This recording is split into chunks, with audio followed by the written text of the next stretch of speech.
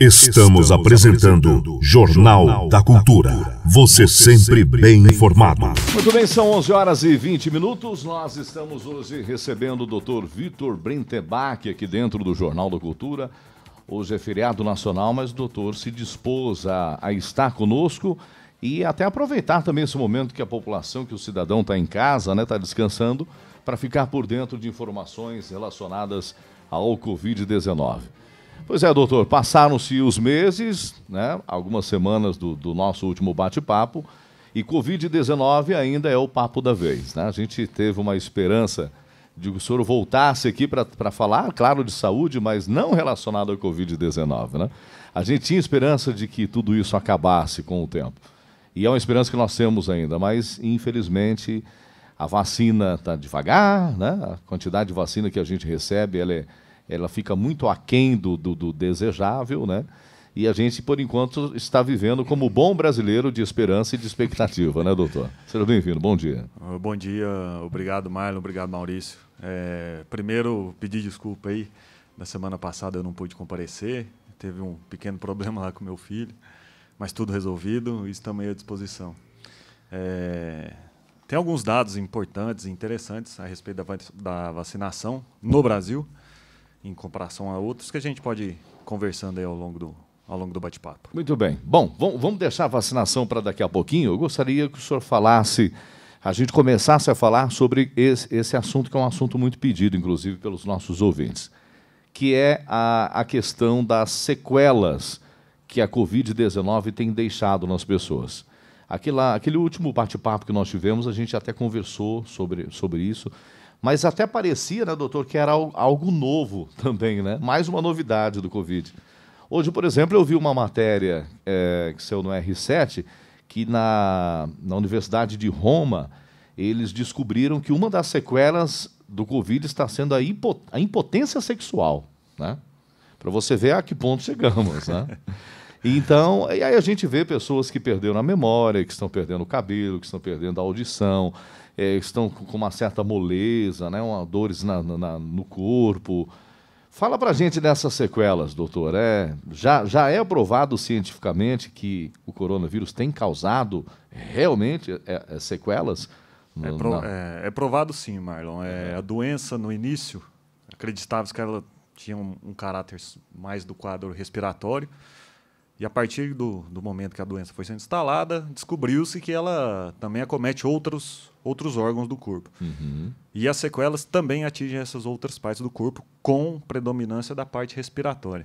Certo. Na maioria das vezes é na parte respiratória. Na maioria das vezes é da parte respiratória. Certo. São manifestações clínicas comuns que acometem alguns pacientes, não a maioria, mas um percentual importante dos pacientes. Principalmente a fadiga, que é o cansaço, falta de ar, dor articular, dor na junta, um desconforto torácico, uma certa dificuldade para fazer atividades que anteriormente a infecção eram corriqueiras. Isso é uma sequela neurológica importante do Covid, que está sendo descoberta atualmente.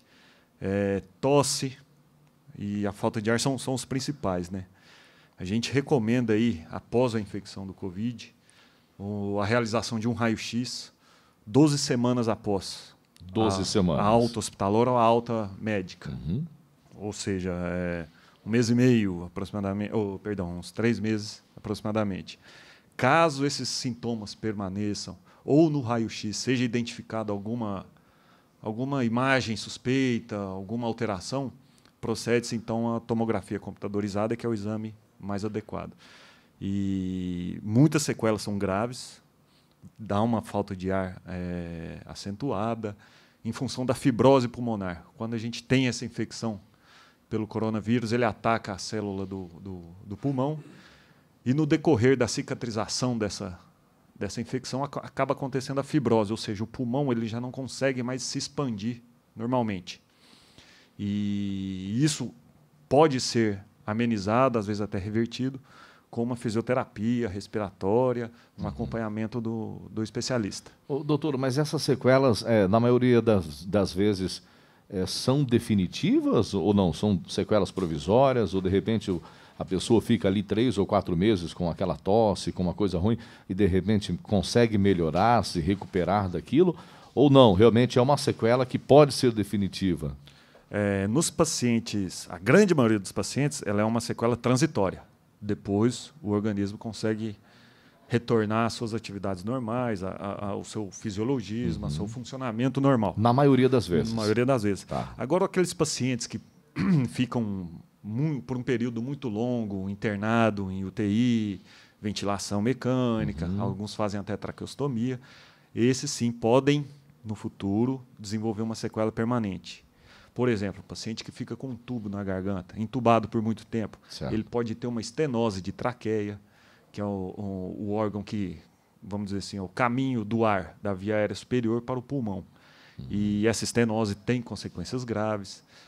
O paciente que fica muito tempo entubado também ele tem que estar sedado, ele tem que estar sob efeito de medicação para tolerar aquele tubo na garganta, vamos dizer assim. Claro. E isso traz algumas sequelas também. Pode dar tremores, pode dar perda de memória, que é uma consequência neurológica que se quiser, a gente pode falar. Não, vamos falar assim. Eu gostaria que o senhor explicasse o seguinte também. Até que momento essa sequela ela é dita, vamos dizer assim, que ela é normal, né? Eu vi muita gente falando, não, mas eu estou com uma tosse, mas é uma sequela normal, vai passar. Até que momento eu posso diagnosticar que realmente é normal e até que momento eu posso falar, não, peraí, esse negócio já está com uma intensidade maior, né? Eu já tenho que me preocupar. Existe aí um marco para isso ou não, doutor? Atualmente, acredita-se que sejam esses 3 meses. Dentro de 3 meses. Tá. Podendo, alguns casos, chegar até 6 meses. Agora, se esse período permanecer por mais de 6 meses, aí cabe uma investigação mais aprofundada, porque o Covid ele está sendo detectado e provado que tem repercussão até cardíaca.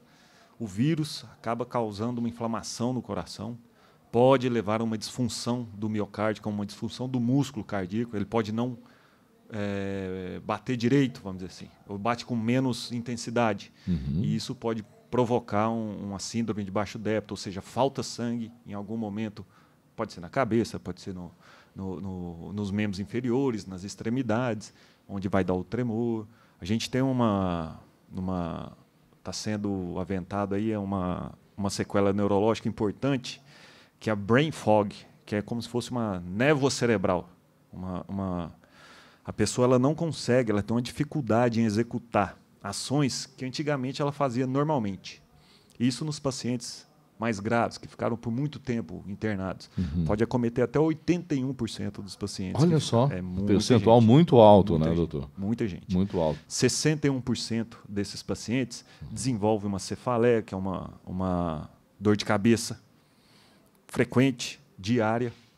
Pode ter alteração sensitiva, o que ele sentia, tanto de frio, calor, isso aí pode ser prejudicado também, dor no corpo. E isso a gente vai conseguir entender mais na frente, quando tiver alguns resultados de necrópsias.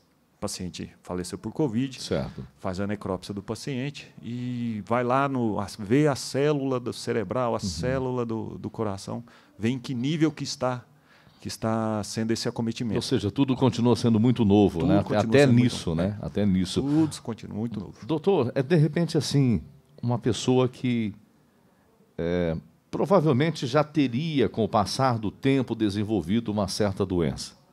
Depois que ele passou pelo Covid-19, existe a possibilidade de que isso se acelere, né? A gente tem ouvido assim, por exemplo, poxa, mas depois que teve o Covid, parece que acelerou tal coisa, né?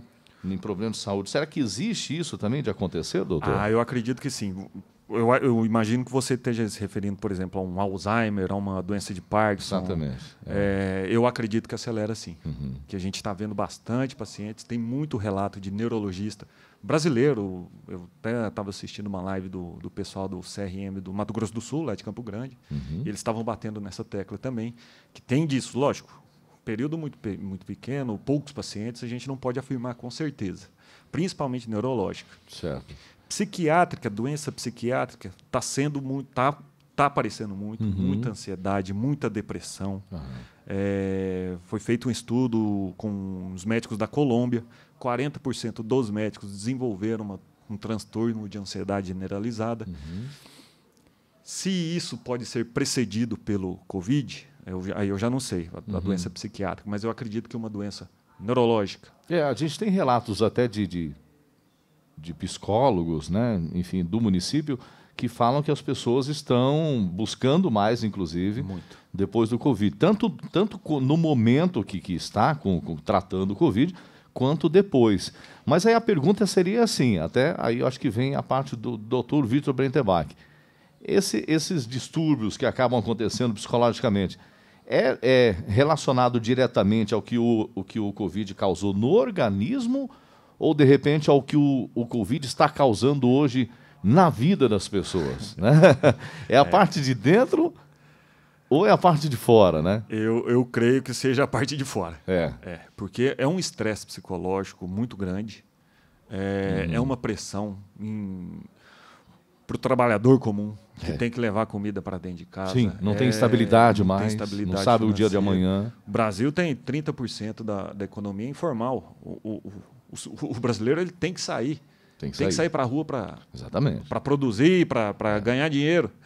E isso está afetando muito. Lógico, a restrição do convívio, você não poder visitar um familiar que você já não via há muito tempo, essa ansiedade, será que eu vou pegar, será que eu não vou pegar? E até mesmo a perda de pessoas queridas também, né, doutor? Isso também, que infelizmente está muitas pessoas indo a óbito, e a gente percebe, né, que tá chegando no nosso convívio mais próximo. Sim. Que muitas pessoas estão morrendo. Bom, então a gente pode até resumir assim que são consequências externas, né? Ou seja, o cidadão que está com um pequeno transtorno psicológico por tudo que ele está vivendo. Não propriamente o vírus causou isso no organismo. Não propriamente doutor? pelo vírus.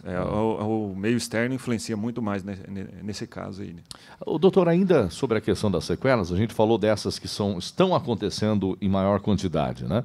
Mas também existem relatos, como a gente até disse no último programa, de pessoas que estão perdendo a audição, estão perdendo cabelo, estão perdendo, aqui como o senhor falou, a memória, né? A memória. E isso é tratável?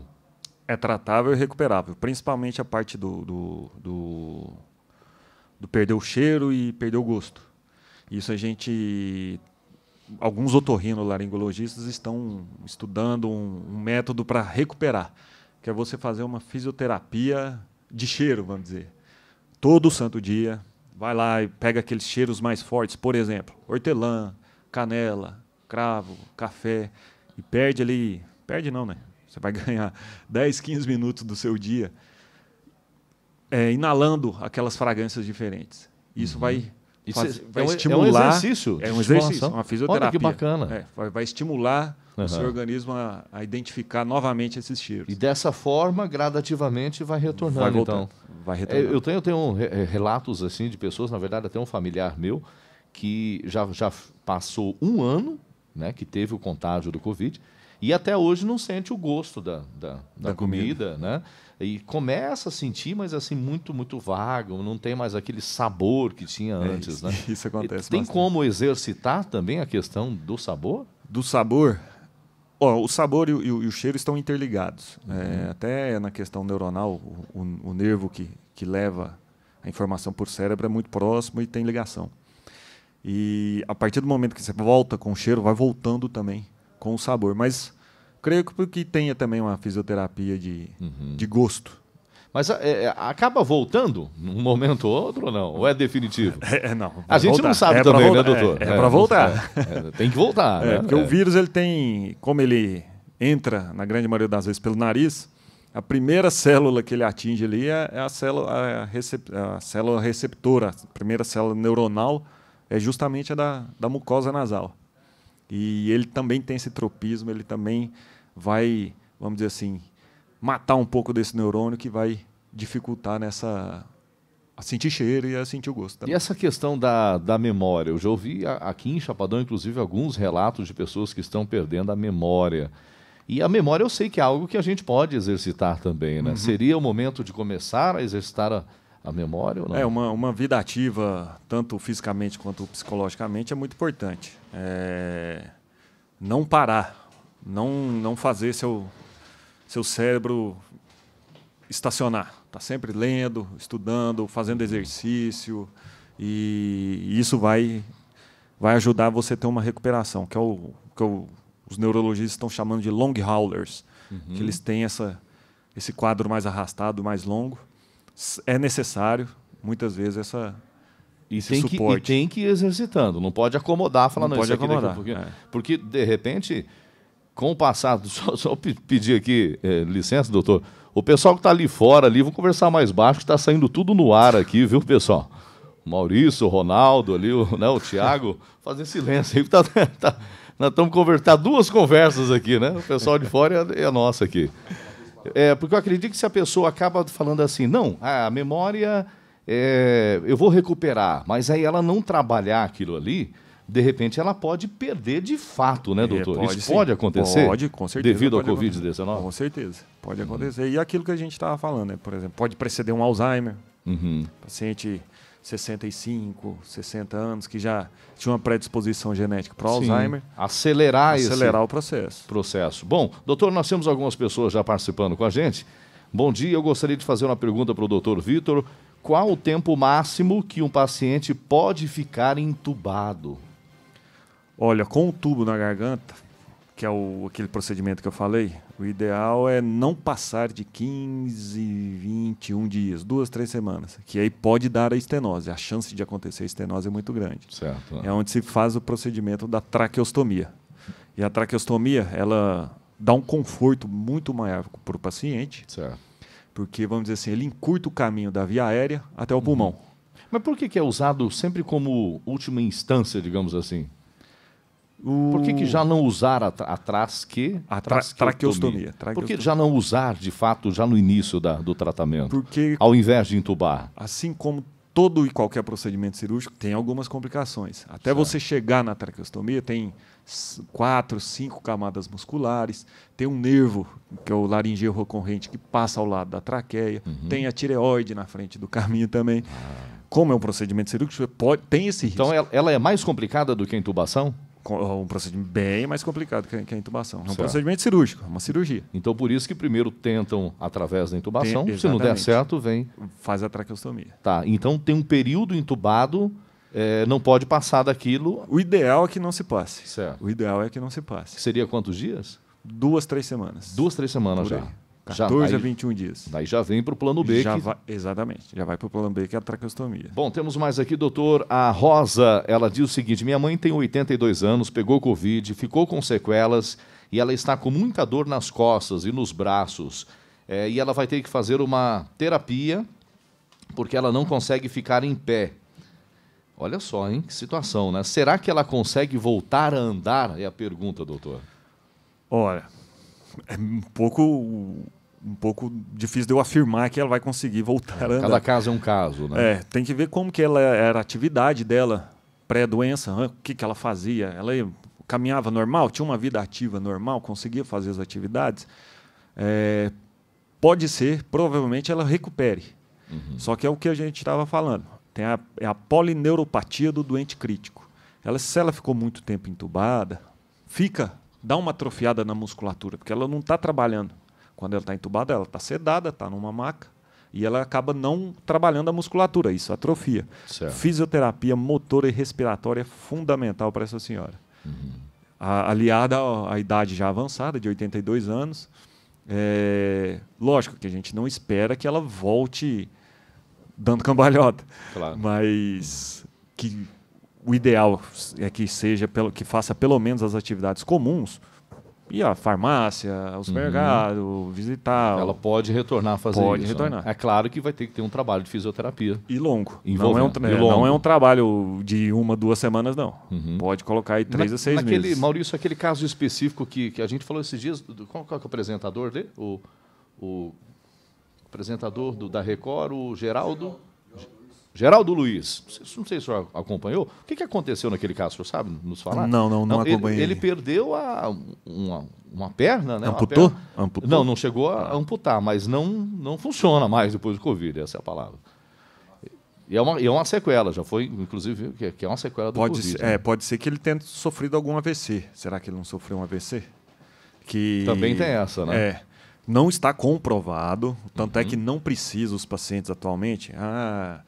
Como a doença é uma doença que causa microtrombos, ela causa pequenos coágulos nos vasos sanguíneos pequenos, muita gente achou, bom, então vamos dar um anticoagulante para todo mundo que pegou Covid, principalmente os pacientes mais graves. Que aí a gente elimina esse risco de ter um AVC, uma doença isquêmica mais importante no cérebro ou em qualquer outro órgão. Só que isso não ficou provado. Não tem necessidade de fazer isso. Pode ser que a consequência seja pior do que a causa. E não acompanhei esse caso, mas pode ser que ele tenha sofrido algum AVC para paralisar. E o AVC tem sido também consequência do Covid-19 nesse momento? Ainda não está firmemente feita essa correlação. Alguns pacientes, casos isolados, estão acontecendo AVC, não só AVC, como também infarto, pelo conjunto geral da doença, né? Temos aqui uma ouvinte que diz o seguinte, sobre o cabelo, meu cabelo cai bastante, testei positivo, perdi o cheiro, perdi o gosto, tudo voltou ao normal, mas o cabelo continua caindo bastante. É a Geisla, e ela falou também que o peito do lado esquerdo dói frequentemente. Já teve esse relato para o senhor também? Da perda de cabelo, eu realmente não estava por dentro disso. E pode ser que alguma medicação que ela está tomando também, que ela fez uso. Não pode ser também a questão psicológica afetar? Influencia também.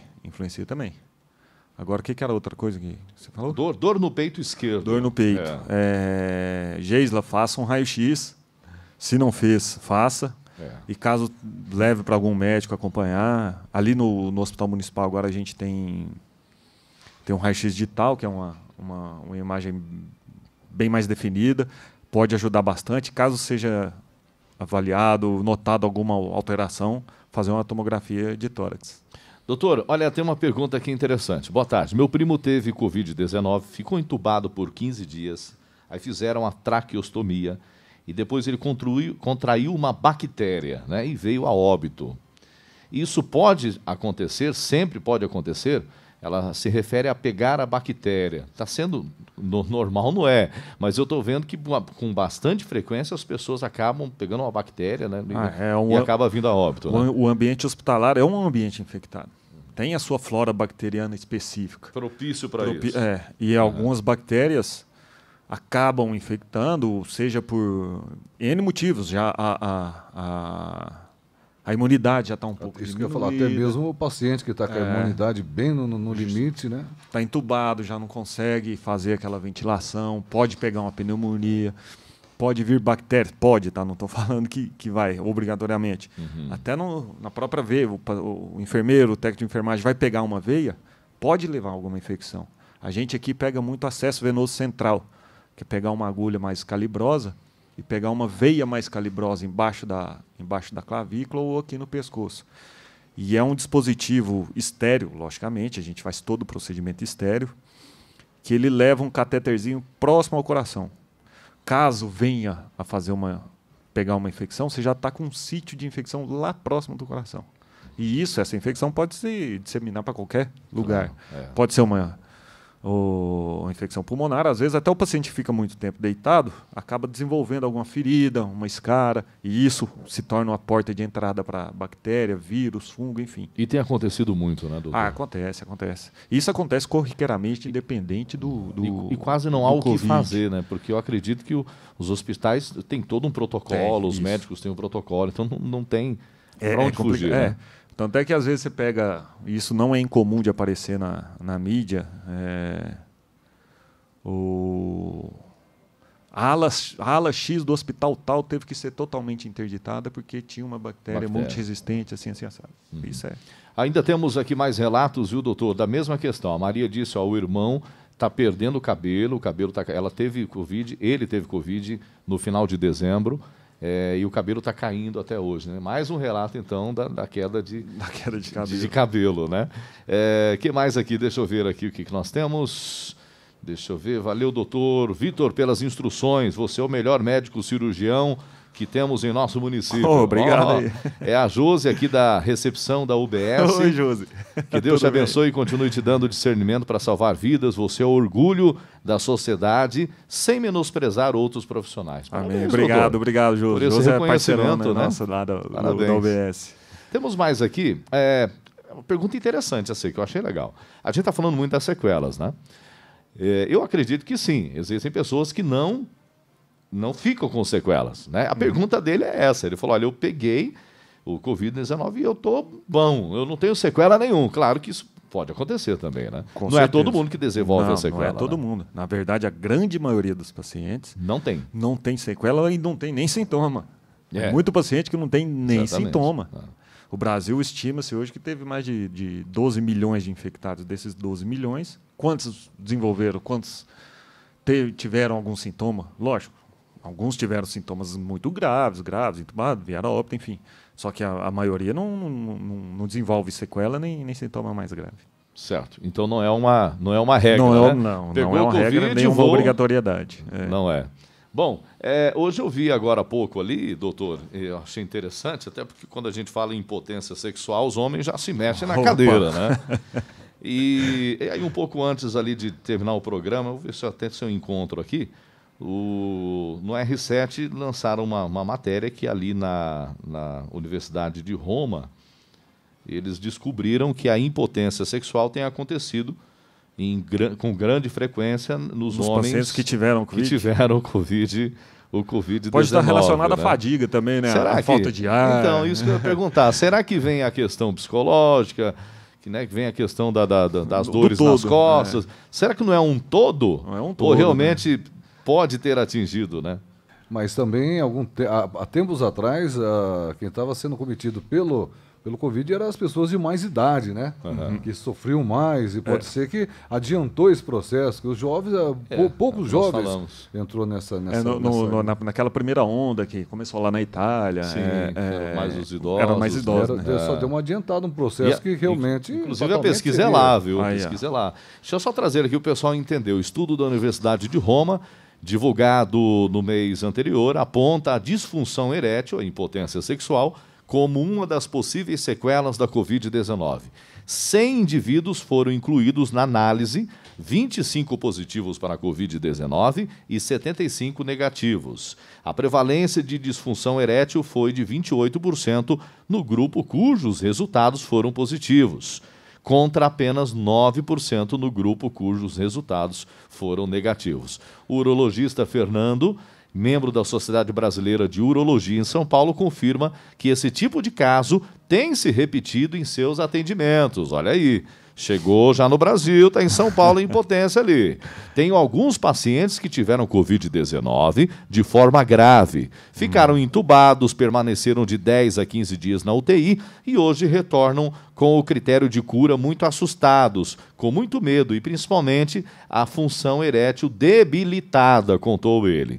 O especialista acrescenta que alterações hormonais, entre outras, também podem causar a disfunção erétil. É comum fazer avaliação hormonal desses pacientes e alguns deles parece que a baixa de testosterona também é uma contribuição para essa perda da massa muscular.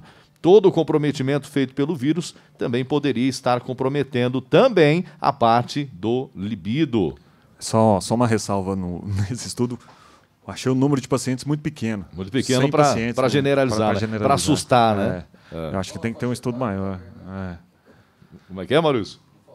Não falou a faixa etária. Não falou a faixa etária, né? Não falou, não fala. Que é interessante saber isso também, né? Estudo influencia diretamente. Deixa eu ver se tem aqui a faixa etária, né? Realmente não, né? Não passa a faixa etária, né? Enfim, não há aqui informações sobre a faixa etária. Mas, enfim, são diversos os casos de sequelas que estão acontecendo. E a gente não tem o Dr. Vitor Brentebach e todo e qualquer outro médico dificilmente falará com tanta propriedade sobre essas sequelas.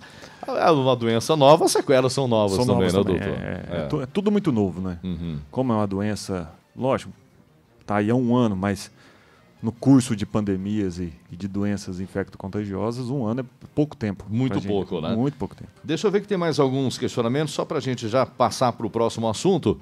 A Andressa, ela quer saber se quem tem a imunidade baixa tem mais chances de pegar Covid-19. Tem mais chance. Tem, né? É. Alguns pacientes, isso no início foi aventado, por exemplo, pacientes que tomam imunossupressores. Pacientes que têm reumatismo, que têm uma doença que você tem que tomar um medicamento para o seu organismo não agredir ele mesmo. Isso seria um fator de proteção no primeiro momento. Certo. Porque o grande problema do Covid é a tempestade inflamatória, que a gente falou aí na última entrevista, que é o grande número de células e mediadores químicos que entram na corrente sanguínea, causando toda a resposta exacerbada do organismo. Isso é o que leva à gravidade. E esses pacientes, fazendo uso desses medicamentos, eles não teriam uma resposta tão aguda, tão intensa quanto os outros pacientes que não fazem uso dos medicamentos. Mas um paciente que tem uma deficiência imunológica, com certeza está mais exposto a contrair propenso, não só o Covid, né? Não só o Covid. E aí é essencial que essas pessoas que já sabem que têm imunidade baixa estejam resolvendo essa situação agora nesse momento, né? E mais medicamentos, esperto, né? E vitaminas, enfim. Exercício físico fundamental, fundamental tanto na prevenção quanto na recuperação. Alimentação também. Alimentação saudável, com certeza. Agora, o exercício físico foi identificado. Agora eu não lembro qual que é a universidade, mas é uma universidade lá nos Estados Unidos, que a pessoa que pratica 3 vezes exercício físico na semana, com pelo menos 1 hora cada dia, ela tem 2,5 vezes menos chance de contrair o Covid. Ou seja, o exercício físico é um fator de proteção. E fato disso, exemplo disso é que dificilmente a gente fica sabendo de algum jogador de futebol, de algum atleta, né, que tenha contraído o Covid-19. Né? É o caso do Maurício, que é atleta, que é esportista e não passou nem perto do Covid-19. Né? E o que seria esse exercício? Né? Não é apenas o atleta, eu acho que é aquela pessoa que tem ali como característica de caminhar todos os dias, isso é está praticando pessoa exercício. Que caminha 1 hora por dia, e 45 minutos por dia, ou faz um exercício físico mais extenuante, por exemplo, uma pedalada, uma bicicleta, um futebol, um tênis, 2 a 3 vezes na semana, tem menos risco, tem menos chance de desenvolver e doença. Quem trabalha na lida manual ali também? Olha, depende da carga de trabalho, né? Por exemplo, um trabalhador braçal mesmo, pedreiro, do agronegócio. Pode ser que ele tenha menos propensão mesmo. Porque está se exercitando também. Porque querendo ou não, você está trabalhando sua respiração, sua musculatura do coração. Então, importantíssimo que esteja praticando. Tanto é que a gente estava conversando antes, eu falei aqui do grande número de pacientes graves internados que são obesos. A obesidade é um fator de risco importantíssimo. O sedentarismo. Há 1 semana, 2 semanas atrás, a quantidade era só obeso que tinha entubado ali no hospital. Variado de 100, 140 quilos, 130 quilos. Esse que é o grande problema. Doutora, a Yolanda pergunta o seguinte, a minha pergunta é sobre quem faz ozonioterapia. Está imune do Covid-19? Não, está imune não. Não, a ozonioterapia está meio um pouco controversa aí em algumas situações da medicina, mas não está imune não. Bom, doutor, vamos pular agora essa questão das sequelas, eu acho que a gente falou bastante sobre isso, são 11h53 agora, é isso, né? Eu gostaria que o senhor falasse um pouquinho, a gente percebeu, inclusive na última presença aqui da secretária de Saúde, ela nos trouxe um relato de que aproximadamente 14 pessoas do município se contaminaram do novo subtipo do Covid-19, o P1, né? P1, E aí a gente começou a perceber com o passar do tempo também, como o senhor disse, tinha muitos obesos, muitos senhores, e a gente começa a ver que o jovem, aquele de 30, aquele de 25 anos, começou a contrair mais o Covid-19 e até perder a vida para o coronavírus, né? Isso é em função dessa nova variante do Covid, doutor? Essa variante ela tem uma transmissibilidade e e vamos dizer assim, não exclui o jovem. Pega bastante jovem também. E mais rápido. E mais rápido. Ela transmite mais e mais rápido. E ela transmite mais fácil, por exemplo? Mais fácil também. É por isso que aumentou o número de pacientes jovens graves e vieram a óbito mesmo. Por exemplo, em função dessa hoje variante. A gente sabe que, de repente, se o Maurício pegou ali no mouse, eu vou lá, vou pegar, de repente vou colocar a mão no olho, então eu vou pegar o Covid-19. Pode pegar. Tá. Agora, falando dessa nova variante, desse P1, como que seria essa transmissão? Já que é mais fácil, como que estaria essa transmissão? Que a nossa célula, o vírus ele entra na nossa célula, ele precisa da célula para produzir as cópias que serão jogadas na corrente sanguínea e depois no sistema respiratório. Ou seja, o vírus precisa da nossa célula para sobreviver. Sem a nossa célula, ele não sobrevive. Certo.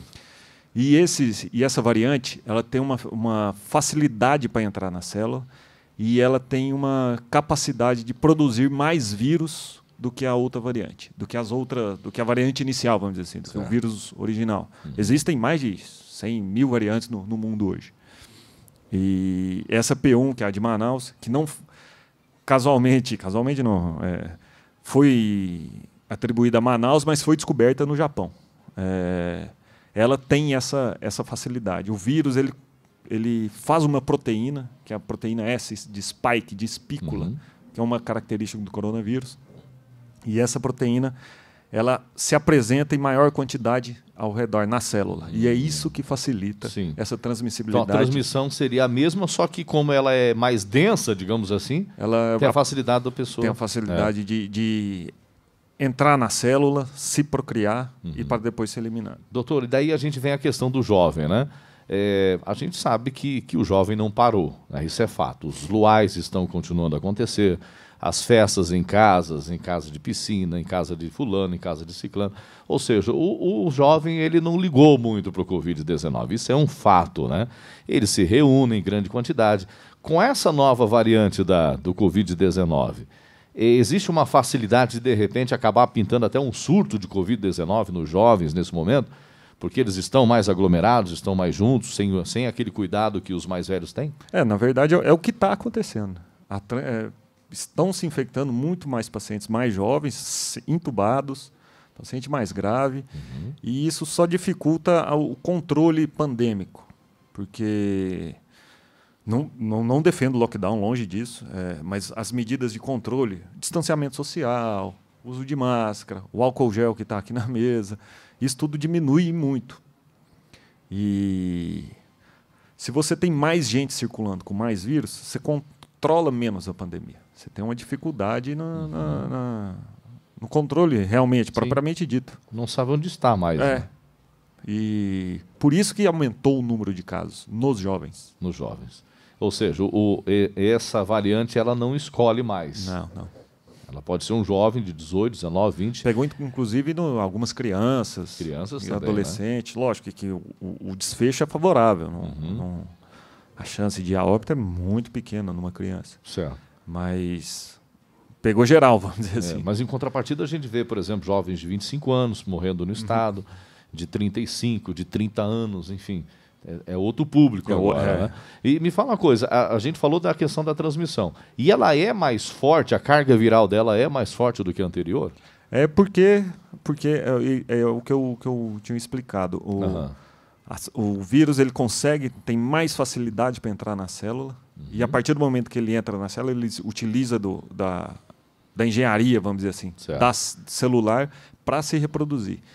E quando a célula morre e acaba expelindo esses vírus, essa quantidade de vírus da P1 é maior do que Ou seja, da variante inicial. Os sintomas serão maiores, as consequências serão maiores, o risco de vida é maior também. O risco é maior, pela carga viral. Doutor, e essa é a P1, né? Isso. Pelo que eu vi, parece que já tem a P2, a P3, a P4. Variante tem várias mais variantes. de 1000. Tem mais de 1000 no mundo. Por enquanto, a gente tem a P1 aqui no Brasil, se não me engano, tem 60 e alguma coisa aí sendo monitorada.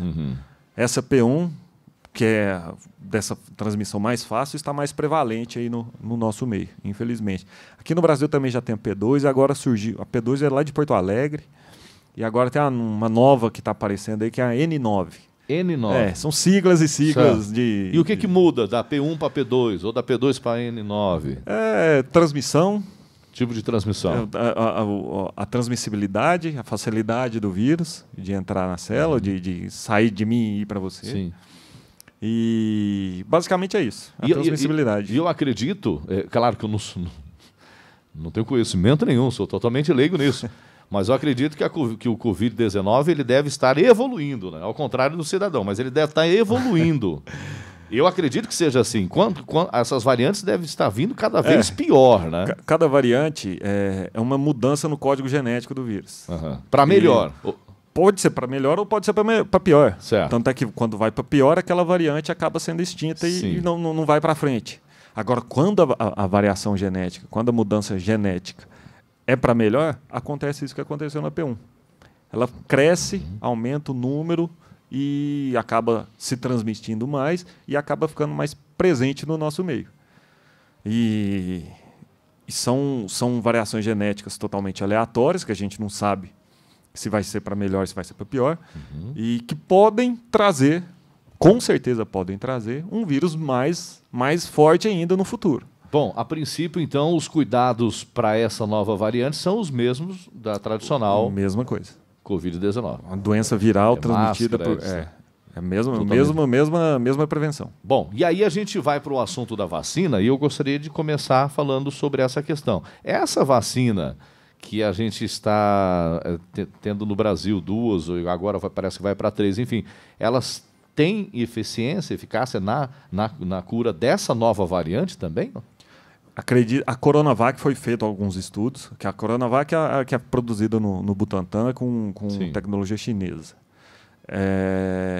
Foram feitos alguns estudos que demonstraram que ela está cobrindo essas novas variantes, principalmente a P1. A eficácia dela não é das melhores, mas 50,38%, passou ali em muito cima. Pouco, né, doutor? Muito pouco. Passou ali em cima da risca para ser aprovado pela Anvisa. E o que se observou, de onde saiu esse número 50,38%? Foi feita uma pesquisa entre profissionais de saúde do estado de São Paulo predominantemente, e que não levou nenhum paciente, nenhuma profissional de saúde a desenvolver a forma grave. Eu acho que isso é o mais importante. Por isso que alardeou-se aí 100% contra a forma grave da Coronavac. E eu acho que isso é muito importante. É a arma que a gente tem hoje, atualmente. Vacinação. Mas é uma vacina muito nova, eu não confio. Eu era contra, eu falo, putz, como é que a gente vai vacinar uma coisa tão recente? Vacina é um estudo que demora normalmente até 10 anos. 30 anos. E nessa foi meses. Mas é a arma que a gente tem. É o que está levando a diminuição da transmissão nos Estados Unidos, no Reino Unido, que são os países que têm as maiores taxas de vacinação. É a arma que a gente tem que usar. Vacinação é a solução, doutor? Para o coronavírus, sim. E é o que a gente consegue oferecer. Bom, aí nós vemos, a gente entra no assunto das vacinas e a gente tem visto assim, as pessoas estão tomando a vacina, de repente tomam a primeira dose, acaba contraindo o Covid-19, acaba vindo a óbito, outras pessoas não. É claro que organismos são diferentes, né? Mas existe assim uma eficácia, tomei a primeira dose, tomei a segunda dose, quanto tempo depois eu estou, não imune, porque não há essa imunidade total, né? Mas quando eu estarei protegido de acordo com a eficácia daquela vacina, doutor? Esse 50,38% da Coronavac é após as 2 vacinas. Certo. Estão estudando uma terceira dose da Coronavac, em função de variações, para melhorar a qualificação. Para melhorar a eficácia. A eficácia, exatamente. É difícil de falar, putz, será que eu vou precisar tomar uma nova vacina só daqui a 1 ano? Será que eu nunca mais vou precisar tomar uma vacina? A gripe, a gente desenvolveu a vacina da gripe comum. Todo ano, profissionais de saúde, idosos são vacinados. E mesmo assim a gripe não sumiu. Provavelmente, o Covid-19 também não vai sumir. A gente vai precisar tomar algumas vacinas, ano a ano, de 2 em 2 anos. O objetivo, no momento, é perder... Evitar a mortalidade. E perder o título de pandemia. Né? Que uma hora ela vai continuar existindo e a gente vai existir paralela a tudo isso. Exatamente. Né? Olha, interessante aqui, ó, a Dantiele, lá do assentamento Aroeira, está dizendo, parabenizando o entrevistador e o entrevistado pela boa entrevista esclarecedora. Obrigado. E bastante importante. O doutor, então, a questão voltando à questão da vacina. Eu acredito, até inclusive a gente viu um pronunciamento esses dias do presidente Jair Bolsonaro, ele anunciando que o Brasil passará a ser autossuficiente na fabricação das vacinas, né? É claro que isso não vai acontecer esse ano, talvez não. Acho que no final do ano, se não me engano. No final do ano já inicia, né? Mas enfim, ele foi muito enfático de dizer o seguinte: nós vamos exportar vacina para todo mundo. E nós teremos vacina, e aí eu achei muito interessante o que ele falou, para continuar vacinando o brasileiro todos os anos. Né? Ou seja, não é que eu tomei a vacina agora, né, Maurício, que não vão ficar imune para o resto da vida. Né? Nenhuma vacina é assim. Nenhuma vacina é assim. Né? Nenhuma é. Então, acredito, inclusive, foi um grande passo do governo federal de conseguir isso, né? Da gente ser autossuficiente futuramente quanto à vacina. Ou seja, essa imunidade, ela pode acontecer. Imunidade talvez nem aconteça, né, doutor? Talvez não exista imunidade para isso. Falar, eu estou totalmente imune. Totalmente imune é complicado. Mas o que pode acontecer, e é isso que a gente conversava aqui, é de repente, ela existir, mas a gravidade dela não levar a óbito, né? Isso aí. Será que é isso que está pensando hoje os cientistas, enfim? Eu acho que isso que é o mais importante. Lógico que ninguém quer pegar uma doença, ninguém quer desenvolver, ficar com o nariz escorrendo, entupido, falta de ar, tosse. Só que eu acho que o desfecho final, que seria uma possível óbito, uma possível morte, isso que a gente tem que evitar no final das contas. Doença todo mundo vai pegar ao longo da vida. Não tem como não. E trabalhar nisso. E eu acho que é um passo importante do governo, que temos que produzir aqui. Vai ser feita a transferência de tecnologia para o Butantan, para a Fiocruz. E para a gente voltar, o que o Maurício falou, para a gente voltar ao normal. O Brasil precisa disso. Tem gente passando fome. Tem. O Brasil vai sofrer muito economicamente, socialmente. O número de pobres e miseráveis só vai aumentar. E a gente tem que dar uma resposta. Veio um pouco tarde, poderia ter comprado vacina antes. É complicado, porque a vacina é feita nos Estados Unidos e é feita na Inglaterra. Pensando como norte-americano e inglês, você quer o quê primeiro? Imunizar lá primeiro. Exatamente. Você América para os americanos. Você quer imunizar o seu povo para depois você passar a vender e exportar essa tecnologia. E o Brasil conseguindo fazer a sua própria vacina, com estudos genômicos dos vírus que estão aqui, eu acho que vai ser um passo muito importante. E vamos aguardar. E torcer para dar tudo certo. E o Brasil, historicamente, ele tem know-how nessa questão de imunização, de vacinas, os profissionais, né? A gente consegue atingir um continente, né? Outras vacinas que atravessaram fronteiras aí. Exatamente. Então, essa que é uma grande importância do SUS. O SUS ele consegue, ele tem uma organização grande nessa questão da vacinação. Justamente por isso, pelo histórico brasileiro. Desde Oswaldo Cruz, na revolta da vacina, um surto de meningite que teve na década de 60. O brasileiro, ele é acostumado a tomar vacina. E isso não é a realidade de grande parte do mundo. E o brasileiro nunca escolheu vacina, vinha em pistola, vinha na faca, vinha na flecha, e agora tem um mimimi danado. Né? O mimimi está presente até nisso. A equipe que trabalha, né, no Brasil para imunização é profissional, realmente conhece do assunto, né? Tem know-how Tem know-how. Bom, sabe. Então, a gente, assim, resumindo, a gente acredita que essa vacina ela vem para diminuir a intensidade da carga viral no cidadão que contrair o Covid-19. É isso? Fato? Preparar o seu organismo para receber um vírus e ele já saber se defender desse vírus. Tá. Aí já saber como que o vírus ataca e o nosso sistema imunológico já faz toda a defesa. Aí eu gostaria de fazer uma pergunta para o senhor. Eu já sei o seu ponto de vista de 2 meses atrás quanto a isso. Não vou perguntar do chá de boldo, fica tranquilo. Mas eu sei também, como o senhor disse anteriormente, você era uma das pessoas contra a vacina. O senhor falou que com o passar... eu era meio receoso. Ressabiado, a gente fala lá em River, ressabiado. É. O pantaneiro é meio ressabiado.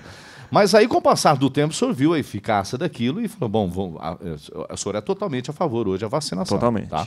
Há 2 meses atrás, a gente conversou aqui e eu te fiz uma pergunta relacionada à ivermectina, tá? No sentido que a ivermectina talvez ela tenha aí a eficiência que nós dissemos antes, de diminuir a intensidade da carga viral se você acabar contraindo o Covid-19. Passaram-se os meses e eu gostaria de perguntar novamente para o senhor qual que é hoje as suas considerações relacionadas ao uso da ivermectina, doutor? Os estudos in vitro foram promissores, porém em doses muito altas de ivermectina. Tá? A ivermectina ela não foi só testada no coronavírus. Não só ela, como a nitazoxanida, que é a Anita. Alguns outros antiparasitários sempre foram testados para outras infecções virais. Inclusive para outras infecções pelo coronavírus, que foi a MERS e a SARS-1, que é a gripe que teve no Oriente Médio alguns anos atrás. Outra pandemia. E a ivermectina não mostrou resultado nem diminuição do desfecho final de mortalidade. Não alterou a mortalidade. Certo. Inclusive, a live que eu estava assistindo do pessoal do CRM do Mato Grosso do Sul, um colega, um cardiologista, comentou um trabalho científico de hidroxicloroquina com azitromicina. Não mostraram eficácia, não houve mudança do desfecho, não aumentou a sobrevida. E essa hidroxicloroquina, junto com a azitromicina, pode levar a um dano miocárdico, um dano no coração. Certo. Isso foi infectologista falando, não são palavras minhas, agora eu não vou lembrar, doutora Aline, se não me engano. E isso pode levar até a reativação de algumas outras doenças. Por exemplo, você pode diminuir um pouco sua resposta, pode atacar o seu estômago, o fígado, e reativar alguma outra doença. Como já é relatos, inclusive, de pessoas que tomaram em grande intensidade de ivermectina, acabou prejudicando o fígado. Exatamente. Mas, doutor, então da onde que vem essa paixão que os brasileiros, né, boa parte dos brasileiros, ou uma parte dos brasileiros tem pela ivermectina? Isso tem a questão política por trás de tudo isso, ou realmente em algum lugar a ivermectina está fazendo efeito positivo? Eu acho que é uma conjunção de fatores. Um ponto importante é a política, que foi um medicamento defendido pelo presidente, foi eleito pela maioria, e a gente se sente comprometido com o nosso voto, né? Claro. Bom, eu dei meu voto de confiança para o cara, eu vou escutar ele para pagar as confiar no que ele diz. Vou confiar no que ele diz. Certo. Outra coisa é esse estudo in vitro, que demonstrou uma certa eficácia, porém com doses elevadas.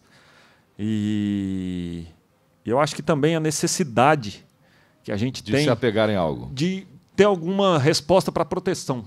Putz, a gente precisa se proteger disso. Aí vem o presidente da República e fala... Toma X medicamento, você vai lá e toma X medicamento. Certo. É uma conjunção de fatores. Lógico, existem outros estudos, podem mostrar, e eu não li particularmente.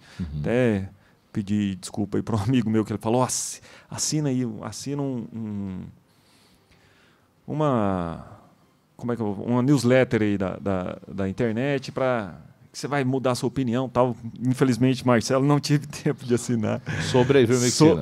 Não só sobre a ivermectina, sobre a abordagem geral que fala também da ivermectina, da hidroxicloroquina, azitromicina, enfim, de vários medicamentos. Vamos excluir, então, a ivermectina na questão do uso muito intensificado, que isso tem causado problemas em muita gente, né? O pessoal está achando que ivermectina é AS, e está tomando todo dia, né? E acha que é uma bala. Fazer uso dela como qualquer vermífugo, né? Manter o organismo aí saudável. Vamos utilizar, então, a ivermectina da maneira que manda a bula, né? Dessa forma.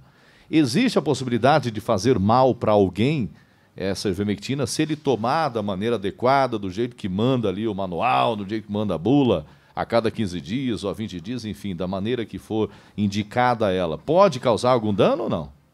Acho que qualquer medicamento você tomar a longo prazo, por exemplo, um comprimido a cada 30 quilos de peso. Você vai tomar 3 comprimidos aí. Não sei se você pesa 90, hein?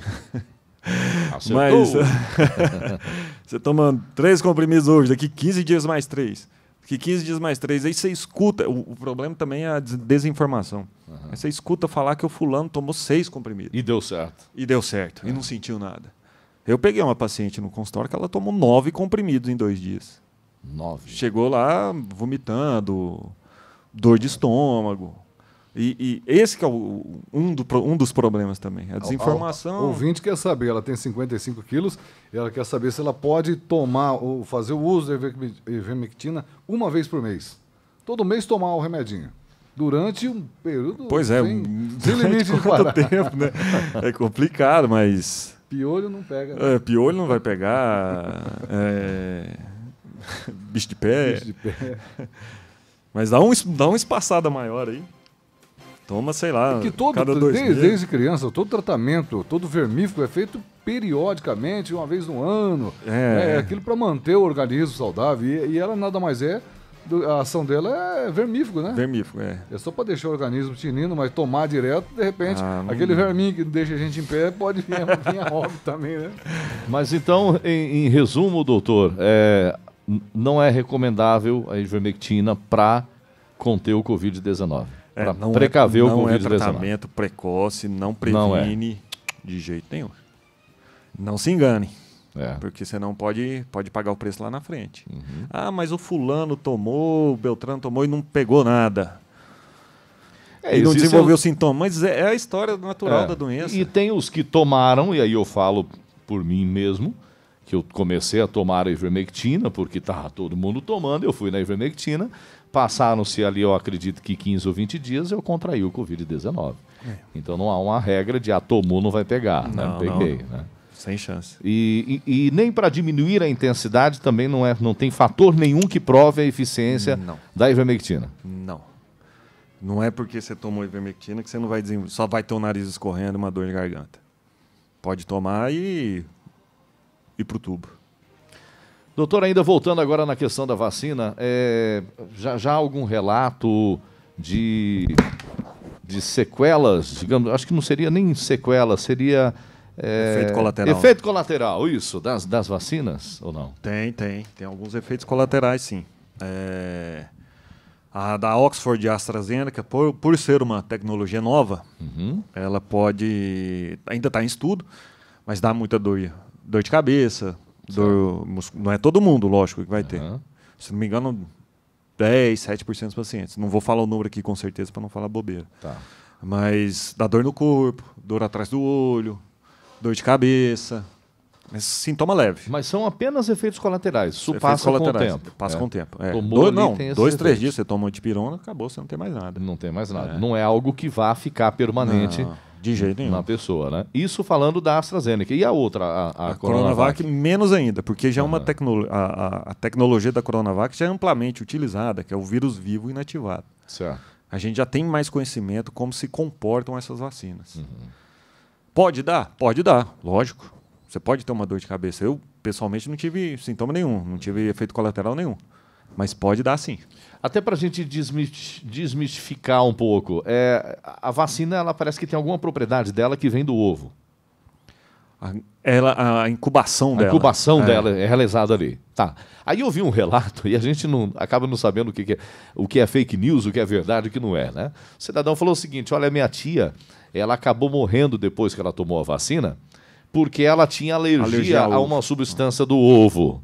Isso é fato ou é fake news? Acontece. A vacina da febre amarela também é incubada em ovo. Com uma proteína do ovo, na verdade. Não é que bota lá dentro do ovo da galinha, não. Certo. Mas uma proteína em comum que quem tem alergia não pode tomar vacina. Aí tem que tomar outro tipo de imunização, enfim. Agora... Perdão aí, mas eu não lembro se tem essa questão do ovo na Oxford e na Coronavac. Eu não me lembro de ler.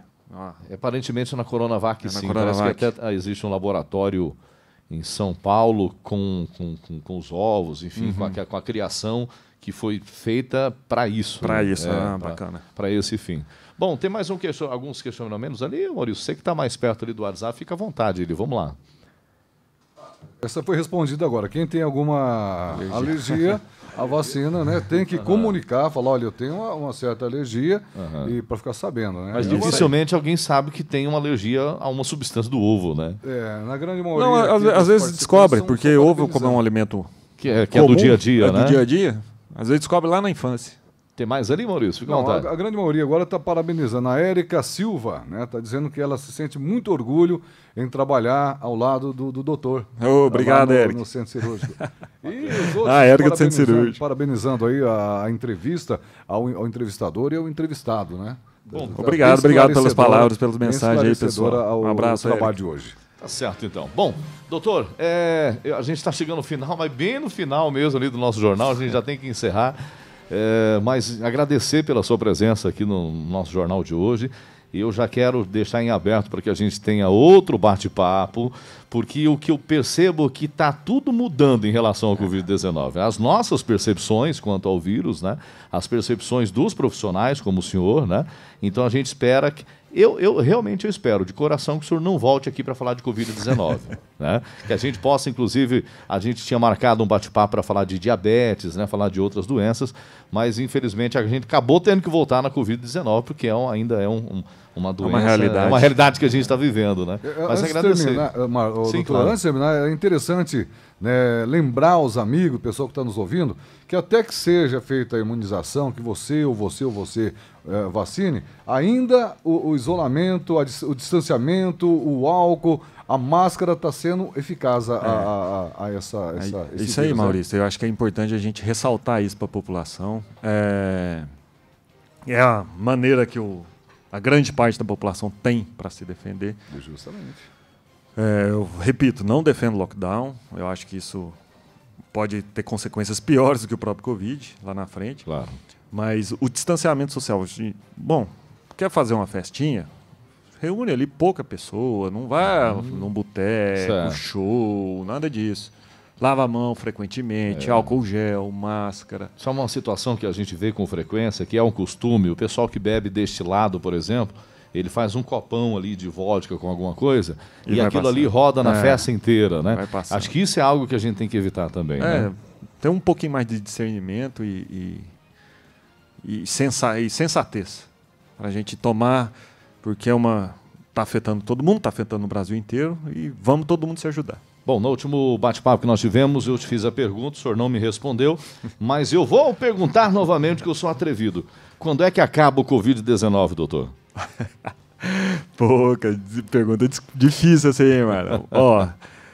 A gente discute muito, tanto em WhatsApp, com os colegas, conversa bastante, mas eu acho que a partir de maio, final do mês que vem, a gente já vai ter um arrefecimento grande da pandemia. Certo. Acho que a gente já vai conseguir um alívio em hospitais, vai diminuir bastante a mortalidade. Eu vi pesquisa sobre isso, realmente. E até pela curva e pela história natural da doença. Teve a primeira onda, teve a segunda onda mais grave, provavelmente teremos uma terceira onda, só que mais leve. E isso a gente se baseia pelas outras gripes, pandemias de gripe que teve no mundo. Por exemplo, a gripe espanhola foi desse jeitinho. Nos Estados Unidos agora, o segundo pico antes da vacinação aconteceu em janeiro, um tempo depois aconteceu aqui no Brasil e está acontecendo na Índia agora. É a história natural da doença. E a gente tem que respeitar, aceitar e entender. O senhor não me respondeu. Quando que acabamos de vez com o Covid-19? Te enrolei e não respondi. De vez? De vez. Não sei. Põe uns 2 anos aí. Para tirar o status de pandemia. Final do ano. Final do ano. Final do ano. Então, apostas estão feitas. Eu espero que o senhor erre e que seja muito antes disso, né? Voltamos a conversar daqui uns dias, viu, doutor? Certinho. Muito obrigado, Marlon. Obrigado, Maurício, pela oportunidade. Um abraço para todos.